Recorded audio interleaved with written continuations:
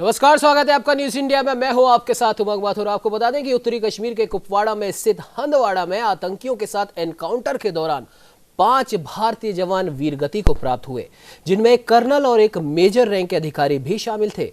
इन्होंने एक इमारत में छिपे आतंकियों से लोहा लेने के लिए बाहर से हमला करने की बजाय अंदर जाना मुनासिब समझा, ताकि नागरिकों को जान माल की कोई क्षति न हो। और अब फेसबुक पर कई कट्टरपंथी इस खबर पर हा का रिएक्ट करते हैं और जश्न मनाते मिले। आपको बता दें कि ये वही जवान हैं जिन्होंने हमारे देश के लोगों की रक्षा के लिए इस तरीके का आत्मघाती कदम उठाया, ताकि जो आतंकी वहां पर नुकसान पहुंचाने आए थे वो किसी को नुकसान ना पहुंचा पाए। और आज देश के इन जवानों को ये सिला मिल रहा है अपनी जान गंवाने का। और अक्सर ये देखा गया है, जम्मू कश्मीर से ही इस तरीके की तस्वीरें भी सामने आती हैं, जब आतंकी बलों पर इस तरीके का हमला किया जाता है हमारी सेना के द्वारा और इनको पकड़ने की सारी कोशिशें की जाती है, तो वहीं के कुछ लोग हैं, कुछ ऐसे शरारती तत्व हैं जो उनके ऊपर पत्थर बरसाते हैं और आतंकियों और सेना के जवानों के बीच में एक ढाल बनकर खड़े हो जाते हैं। जबकि उन लोगों को यह पता नहीं है कि सेना उन्हीं के आने वाली पीढ़ियों की रक्षा कर रही है, ताकि ये जो आतंक है ये जम्मू कश्मीर से खत्म हो जाए। और आज जबकि हमारा पूरा देश इस कोरोना रूपी महामारी से जूझ रहा है, लॉकडाउन की स्थिति में है, उसके बाद भी आतंकी गतिविधियां हैं कि कम होने का नाम नहीं ले रही। तो ऐसे में देश के अंदर जो हमारे सफेद और खाकी वर्दी के जो कोरोना वीर हैं वो तो जूझ ही रहे हैं, साथ ही साथ हमारे देश की सीमाओं पर हमारी हरी वर्दी यानी कि हमारे सेना के जवान इनसे जूझ रहे हैं। और ऐसे में जरूरत है इन जवानों का हौसला बढ़ाने का, जो कि देश की अधिकांश जनता कर रही है। लेकिन कुछ ऐसे लोग हैं जिन्हें इन जवानों की शहादत का मजाक उड़ाना है और लगातार इस तरीके के ट्वीट सोशल मीडिया पर वायरल हो रहे हैं जिनमें इन जवानों की शहादत का मजाक बनाया जा रहा है। और ये अपने आप में बेहद शर्मनाक बात है कि ये लोग जिन्होंने अपनी जान गंवाई है, ये भी किसी के बेटे, किसी के पिता, किसी के भाई, किसी के पुत्र हैं, और इन्होंने आप ही के परिवारों की रक्षा करने के लिए अपनी जान गंवाई है। तो अगर आप इनकी तारीफ नहीं कर सकते, इनका हौसला नहीं बढ़ा सकते, तो कम से कम इनका मजाक तो ना बनाएं। लेकिन कुछ लोगों को शायद ये समझ में नहीं आता, और इन लोगों में वही लोग शामिल हैं जिनकी वजह से, अगर आपको याद हो, राजधानी दिल्ली के निजामुद्दीन में जो कोरोना विस्फोट हुआ था, उसी तबके के लोग इसमें शामिल हैं। खैर, इस पर चर्चा करने के लिए हमारे साथ उत्तर प्रदेश से state head doctor Chandrasen Verma जुड़ चुके हैं। चंद्रसेन जी, कल हमारे देश के वीर जवान शहीद हुए और आज उनकी शहादत का मजाक बनाया जा रहा है, और ये वही लोग हैं जिन्होंने कोरोना का विस्फोट हमारे देश में किया है। क्या कहेंगे इनकी इस हरकत पर? उमंग, जम्मू कश्मीर में हालत बिगाड़ने के लिए सरहद पार से आतंकी संगठन बड़े पैमाने पर साजिश कर रहे हैं जी। और उसका यही कारण है कि अप्रैल में लगभग 26 आतंकवादी ढेर कर दिए गए थे और अब उनकी संख्या करीब 62 के आसपास पहुंच चुकी है। और ये देखा जाए कि किस तरीके से सेना के जवान हमारे सीमा पर रहते हैं और किस तरीके से हमारे सरहद की सुरक्षा करने के साथ साथ वो हमारे देश के अंदर भी किस तरीके से हमारे साथ में कंधे से कंधा मिलाकर खड़े होते हैं। इसका साक्षात उदाहरण हम लोगों ने कल देखा, जब कोरोना फाइटर के लिए सेना ने पूरे दिन जश्न मनाया, फूल बरसाए, रोशनी करी, बैंड बजाई और कोरोना फाइटर्स को सलाम किया। और उसी बीच में एक ऐसी घटना आ जाती हंदवाड़ा से, जहां पर 5 भारतीय जवान वीरगति को प्राप्त हो जाते हैं। पूरा देश गमगीन हो जाता है, उनके शहादत को याद करता है। वहीं पर फेसबुक पर कुछ ऐसे लोग एक्टिव हो जाते हैं, एक्चुअली ये इसी मौके के इंतजार में रहते हैं कि जब इनको अपनी जात दिखाने का मौका मिलता है, अपनी हैसियत और औकात दिखाने का मौका मिलता है, और यह हाहा रिएक्ट का जश्न मनाना शुरू कर देते हैं। जैसे ही मीडिया पे इस तरह की खबरें शुरू होती हैं, एक खास तबका इनका एक्टिव हो जाता है और उस पर जश्न मनाना शुरू कर देता है, अभद्र भाषाओं का प्रयोग करता है और ऐसी भाषा और ऐसे उपाधियों से इनको बोलता है जिनको वो मतलब सुनने में भी शर्म महसूस होती है। ये वो तबका है जो अपनी पूरी कौम को खराब करता है, ये वो तबका है जो अपनी इंसानियत को शर्मसार करता है। आप याद करिए कि हम लोग याद करते हैं, कलाम साहब को याद करते हैं, अब्दुल हमीद को याद करते हैं, ये देश बिस्मिल्लाह खान साहब का है, ये उन हजारों मुसलमानों का है। याद कीजिए कि अगर भारत और पाकिस्तान का जो बंटवारा हुआ था वो सिर्फ मजहब के आधार पे हुआ था, लेकिन ये उन मुसलमानों को भी शर्मसार करते हैं जिन्होंने मजहब से ज्यादा मुल्क को चुना था, इस मुल्क को चुना था कि यहाँ रहेंगे, मजहब बाद में है, देश पहले है।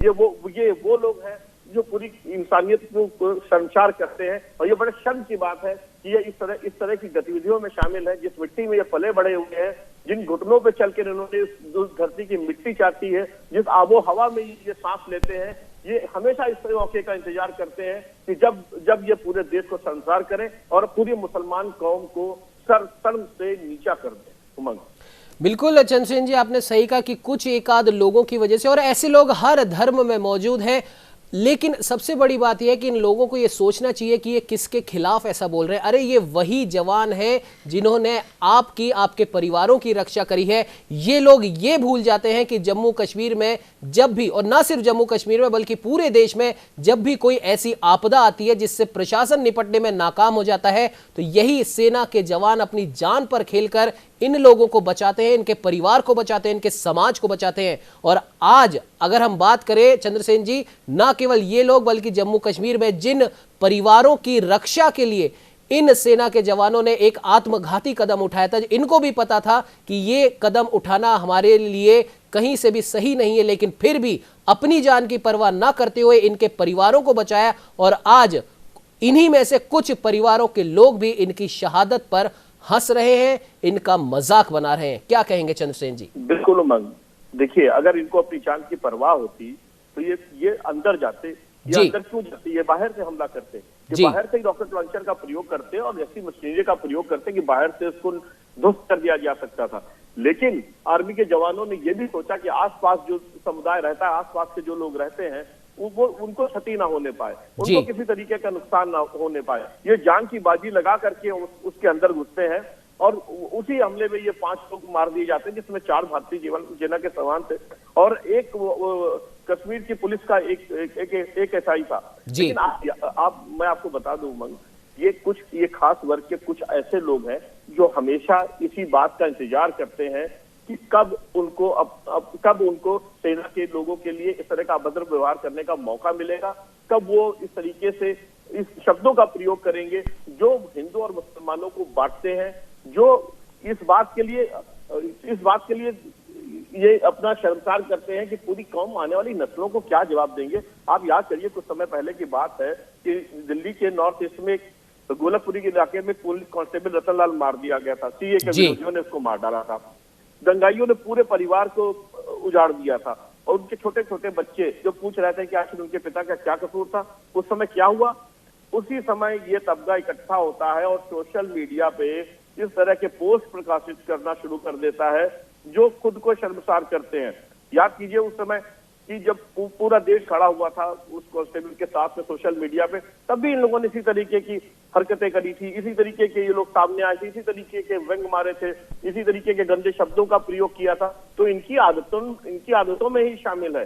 ये वो तबका है जो पूरे देश को शर्मसार करता है, अपनी कौम को शर्मसार करता है, मुसलमानों का सर शर्म से नीचा करता है। उमंग, बिल्कुल चंद्रसेन जी, आपने सही कहा। और कुछ एक आध ऐसे लोगों की वजह से कई ऐसे हमारे साथ में, हमारे न्यूज़ इंडिया के माध्यम से कई ऐसे मौलाना और ऐसे मौलवी भी जुड़े हैं जिन्होंने तबलीगी जमात ने जो हरकत जो करी थी, कोरोना का जो विस्फोट किया था, उसकी भी निंदा की थी। और ऐसे लोग हमेशा मौजूद होते हैं जो हर उस वक्त पर हमारे देश के साथ, हमारे भारत के शहीद जवानों के साथ में खड़े रहते हैं और इनकी वो प्रशंसा करते हैं, क्योंकि इन्हीं की वजह से आज जम्मू कश्मीर में ही नहीं बल्कि पूरे भारत देश में हमारी जो जनता है, जो आम आदमी है, वो एक आजादी के इस माहौल में बेखौफ होकर सांस ले सकता है। लेकिन आज जिस प्रकार की जो हरकत हुई है सोशल मीडिया पर, वो बिल्कुल भी माफ नहीं की जा सकती। और खैर जाहिर सी बात है, हमारा जो आईटी का जो पूरा जो महकमा है वो अब इनके पीछे लग चुका है और बहुत जल्द ये लोग भी सलाखों में होंगे। आपको बता दें कि हमारे साथ में दयाशंकर दुबे जी जुड़ चुके हैं, रिटायर्ड कर्नल है। दयाशंकर जी, बहुत बहुत स्वागत है आपका न्यूज इंडिया में। जी धन्यवाद आप जी। दयाशंकर जी, अक्सर ये देखा गया और खास तौर पर जम्मू कश्मीर में तो ये देखा ही जाता है कि जब भी वहां पर हमारा सेना का कोई भी जवान शहीद होता है तो सोशल मीडिया पर एक खास तबका एक्टिव हो जाता है और इनका मजाक उड़ाने लग जाता है। तो क्या अब वो समय नहीं आ गया है कि अब ऐसे लोगों को भी ढूंढ ढूंढ के पकड़ा जाए, देशद्रोह का मुकदमा उन पर लगाया जाए? देखिए उमंग जी, जो भी बातें आप कर रहे हैं इसको मैं अच्छी तरह से समझ पा रहा हूँ। इससे कहीं न कहीं आपकी भी भावना को ठेस पहुंचा है जी। लेकिन आपको ये बात भी जाननी होगी और आपके माध्यम से समाज में ये चला जाना चाहिए कि इस देश के एक विशेष वर्ग, मुझे कोई कोताही नहीं है कहने में, मैं मुसलमान की बात नहीं बल्कि हिंदुस्तान के हिंदुओं की बात कर रहा हूँ जी। कोई भी कार्य हिंदुस्तान में होता है उसके प्रति दुर्भावना इनके मन में हमेशा होती रही है। इसीलिए देश का विभाजन धर्म के आधार पर हुआ। इसी वजह से जब हमने इनके 93,000 पाकिस्तानियों को सरेंडर करवाया तब भी ये बात उठी। इनके यहाँ अलग अलग ग्रुप हैं। कुछ लोग कहते हैं, भी आपने सुना होगा, कुछ लोगों ने कहा था, एक अल्पसंख्यक आयोग के दिल्ली में अध्यक्ष हैं, उन्होंने कहा कि यदि ये अरब देशों को पता लग गया जो इस्लामियों के साथ क्या हो रहा है तो प्रलय आ जाएगी, जलजला हो जाएगा। जी। उनकी FIR दर्ज हो गई है, जलजले में वो आ गए हैं खुद। जी। इसी तरह से कुछ लोग और हैं, चुनाव आयोग के मुख्य चुनाव आयुक्त रहे लेकिन फिर उनको लगता है कि मुसलमानों को बदनाम किया जा रहा है। मेरा एक प्रश्न है भारतीय सैनिक अधिकारी के नाते कि आखिर ऐसा क्यों होता है कि जितने ही आतंकवादी होते हैं या जितनी ही देश की विस्फोटक गतिविधियां होती हैं या यूं कहिए कि कोरोना भी जो आया हुआ है प्राकृतिक आपदा, इसमें भी विस्फोटक तत्व या कोरोना कैरियर्स की जगह पर मुसलमान ही क्यों बार बार नाम आ रहा है? जी। इसलिए कि ये जाहिल लोग हैं। इन जाहिलों के लिए एक ही संस्कृत में कहावत है, सठे समाचरे। तो वो चिंता छोड़ दीजिए, सैनिक के लेवल पर तो ऑलरेडी सेना को जो करना वो कर भी रही है। मैं भी उम्र में काफी हो गया हूं, पद से भी काफी अच्छे पद से रिटायर हुआ हूं। मेरा जानकारी है कि जो कार्रवाई है उनको बिफिटिंग रिप्लाई जो हम फौज में बोलते हैं, वी विल डू दैट। लेकिन जनमानस से आग्रह है, पूरे हिंदुस्तान से आज मुझे आग्रह करना है कि इस तरह के लोग यदि कुछ भी बोलते हैं तो इनका जवाब इनको पत्थर से नहीं दिया जाएगा तो ये कभी भी दबेंगे नहीं। ये ग्रुप बना बना के अलग अलग कभी कुछ, अरे ऐसा भी कोई चीज इस देश के अंदर है क्या उमंग जी? जी। तो ये लोग पसंद करते हैं, ये ना CAA को पसंद करते हैं ना ही किसी और चीज को पसंद करते हैं, तो फिर ये पसंद करते क्या है आप बताइए? पूरे हिंदुस्तान की सेना आज देश के साथ खड़ा है, कोरोना कर्मवीरों के साथ खड़ा है और उस सेना में ये हादसा हो गया। हम चाहते तो इजराइल की तरफ से उस बिल्डिंग को हम रॉकेट लॉन्चर लगा करके ब्लास्ट कर सकते थे, लेकिन हमने ऐसा नहीं किया। ह्यूमन एंगल दिया, उसके अंदर जो लोग फंसे थे उनको बचाया।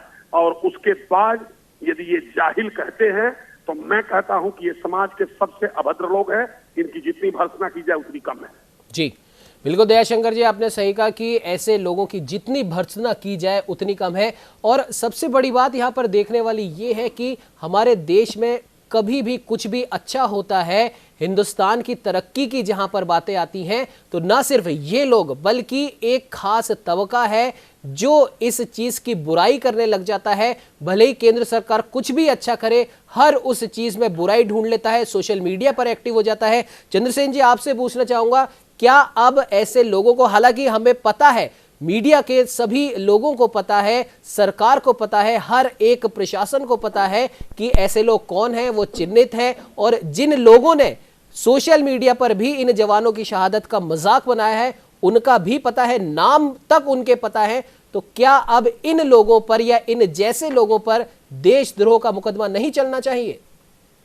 उमंग, बिल्कुल चलना चाहिए देशद्रोह का मुकदमा, लेकिन एक सवाल ये बनता है कि जो सोशल मीडिया पे मोस्टली अकाउंट हैं ये ह्यूज अकाउंट बनाए जाते हैं और मोस्टली ये देखा जाता है ये फेक अकाउंट बनाते हैं। तो एक खास तरह का तबका है जो इस तरह की सोशल मीडिया पे एक्टिव रहता है।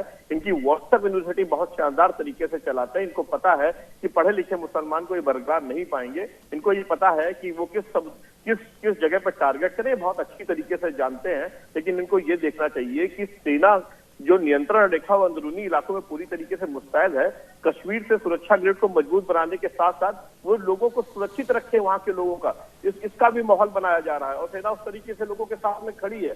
आप बताइए, जैसा कि अभी दुबे साहब कह रहे थे कि बिल्कुल ठीक है, इजराइल की तरह से रॉकेट लॉन्चर से उड़ा देना चाहिए था, बिल्कुल सही करना चाहिए था, लेकिन ये इंसानियत के लिए सोचा कर्नल आशुतोष ने, तो क्या मिला उनको?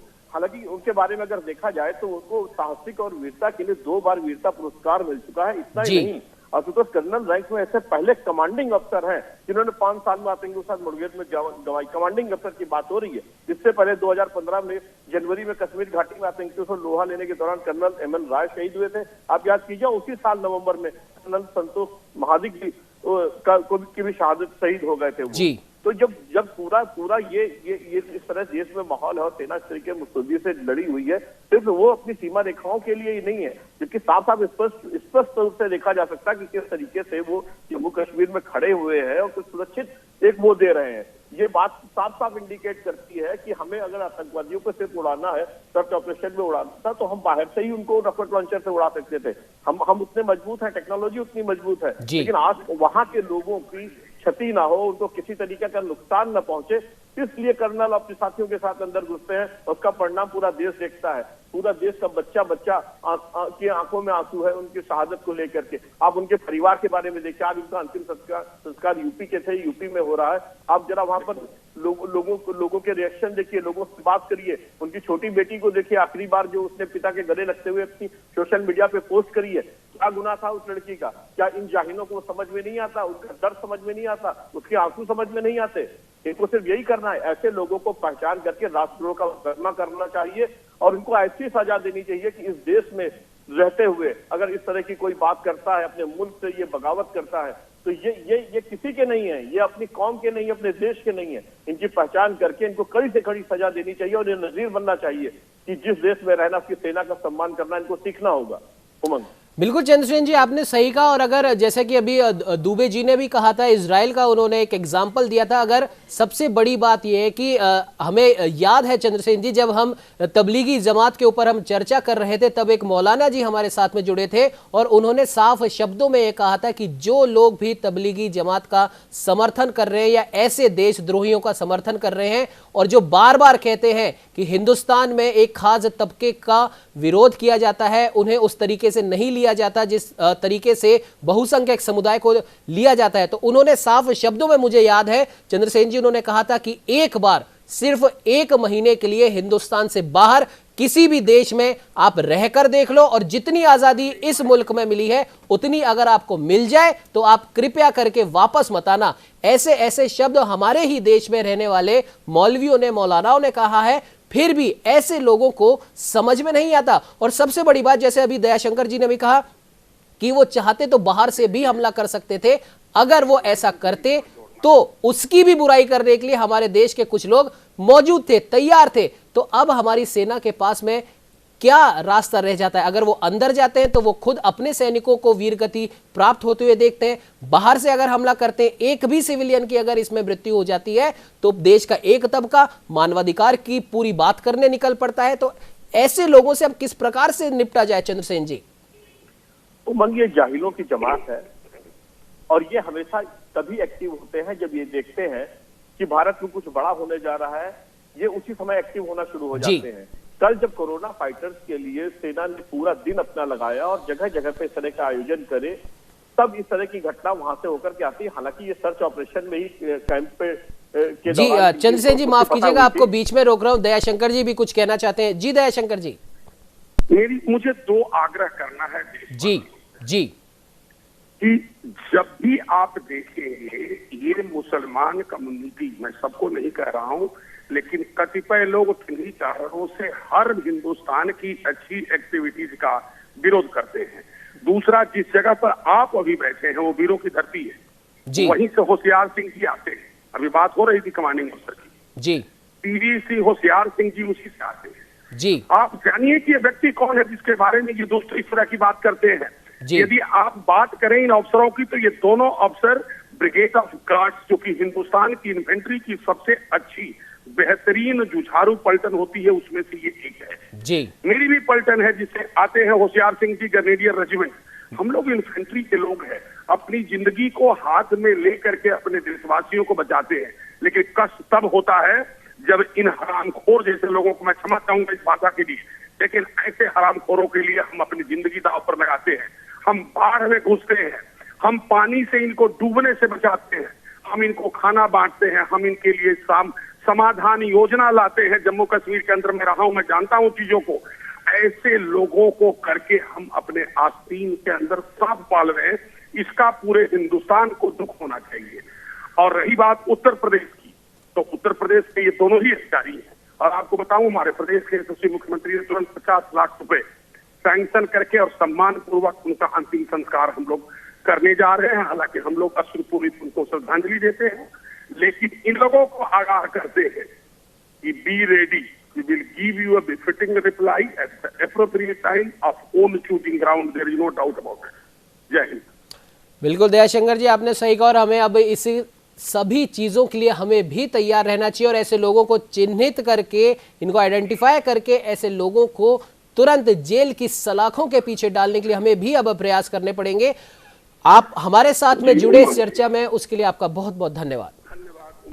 जी, और अब देखने वाली बात यह है कि कल ही एक अद्भुत नजारा पूरे देश ने देखा था जब सेना के जो वीर हैं, सेना के जो जवान हैं, उन्होंने हमारे कोरोना वॉरियर्स का आकाश मार्ग से सम्मान किया था। और उसके बाद जो सेना के जवान आतंकवादियों से लड़ते लड़ते शहीद हुए, आज वो बदकिस्मत दिन है जब इनकी शहादत का मजाक बनाया जा रहा है, वो भी उन लोगों द्वारा जिनकी जान इन्होंने बचाई थी। खैर, सरकारों ने उन्हें चिन्हित कर लिया है। अब देखने वाली बात यह होगी कि इनको ऐसी कौन सी सजा दी जाए सख्त से सख्त, ताकि अब दोबारा जब भी हमारा कोई भी सेना का जवान शहीद हो तो कम से कम उसकी शहादत का तो मजाक ना बनाया जाए। फिलहाल इस चर्चा में इतने ही। आप बने रहिए हमारे साथ और देखते रहिए न्यूज़ इंडिया।